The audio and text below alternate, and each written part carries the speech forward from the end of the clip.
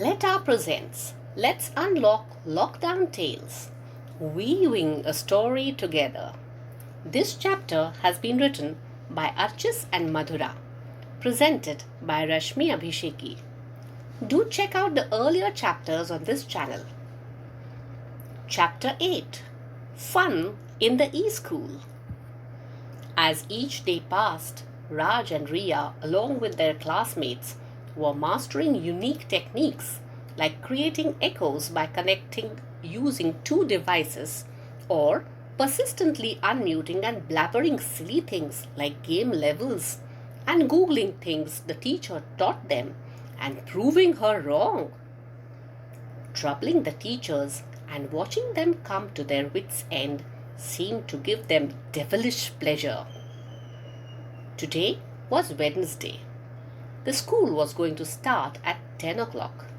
The night before, Raj had been up till 12:45 watching in awe how a person could ever think of hiding gems in the wall with a layer of slaked lime hiding them. If it weren't for Vyomakesh Bakshi, who skillfully uncovered the mystery of the tall ghost, the mystery would have gone unsolved. As he brushed his teeth, Raj wondered if he too could ever become a renowned detective like Vyomakesh.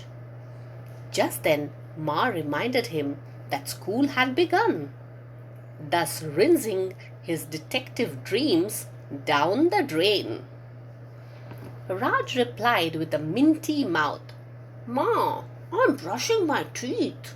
Besides, ma'am is always late by a couple of minutes and she takes a whole lot of time to share the screen. So, ma, don't worry. Let me brush my teeth." As he vigorously rinsed his mouth, he was thinking about the fun there would be in school if somebody started a quarrel like every other day on the standard chat on funny topics like the periodic table or the page to be read. Raj entered the study and logged in. He hurriedly opened his textbook. To his despair, the chat box had been disabled. He stared at the sentences in the textbook with a question mark on his face, not understanding a single word of what was printed.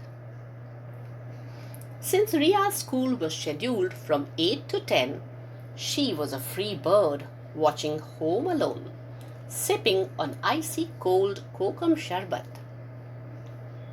Raj was very jealous of Ria, but he was trying to control his anger.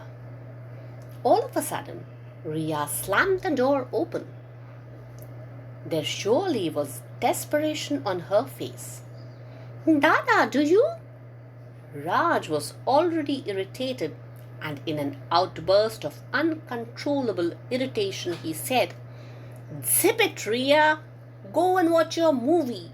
I will toil hard writing notes and paying attention to the periodic tables. Go away." Ria was offended and went crying away to Ma. Ria actually wanted to tell Raj about the day's yoga class which was going to be held after school. While Ria was thinking what a mess Raj would be in, Raj was wondering why Samar, aka Sam, hadn't started a conversation today on the personal chat. Raj had discovered the personal chat box the other day when their teacher told a girl to use it because she wasn't audible to the class. Since then, Sam and Raj were chatting continuously on silly things, like why Hitler's mustache was like a toothbrush. Right now, Ma'am was pestering the kids, teaching them memory drawings with poster colors. Raj simply hated this subject. He had never loved arts and craft since his pre-primary days. Raj had lost almost all his hope when a question popped up on the screen. It was by Sam. "Hey Raju, what's tastier? Fluffy marshmallows or tart gummy bears?" The mention of these delectable confections made Raj's mouth water. Raj loved both, but with a heavy hand instead of a heavy heart, he replied, "Sam, it's a hard choice, but I'll go with the Grizzlies." In the hustle of his typing this message, Raj didn't sense the gentle tap on his shoulder. Guess who it was? It was Ma, and she surely didn't seem happy. "Raj," she exclaimed, half angry, half disheartened, "why do you waste your time chatting when the teacher is teaching him important concepts? Soham's Amma was telling me that he notes down every single word that is taught in the classroom." "No notes? Fine. Can't you even pay attention?" This discussion went on for a long time.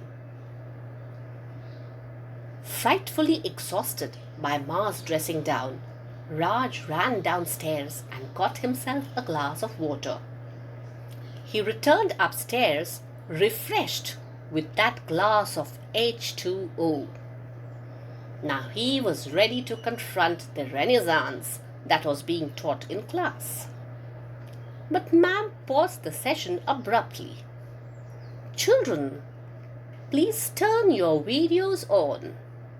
Bring your yoga mat. We will start in a minute," said the teacher in a cracking and echoing voice. Now Raj was perplexed. He grew anxious. He hadn't combed his hair. His pants had dyed in the previous period, which had been rather colorful, being a drawing period. His shirt was stained with the coffee he had had with breakfast. Ria rushed in and spread her yoga mat. She realized that the room was very untidy. In moments, she was picking up pieces of crumpled paper, the soiled clothes thrown on the floor by Raj, and whatever she could lay her hands upon. In the meantime, Raj quickly dashed out of the study, went to the balcony where the clothes were drying, and chose the first pair of clothes he saw. He changed his clothes as he rushed up the stairs and abruptly entered the room. Ria was using her master illusionist skills. She pushed the pile of clothes behind the study table, logged in for her PT class from Ma's phone. Raj too turned on his camera. Today was the day of the school's yoga training. Their coach was teaching them Surya Namaskar with good posture. Raj, as usual, struggled. After that, they had to meditate, breathing deeply with their eyes closed. Raj never understood why sitting still with your eyes closed was called meditation. But his teachers always said it was for improving concentration. After 10 minutes, which seemed to Raj like an hour, the teacher told them to film a video of their favorite yogasan, that is pose, and upload it on the school ID, and that ended the meeting. Raj sat wondering if he could do Shavasana in this video. End of chapter 8.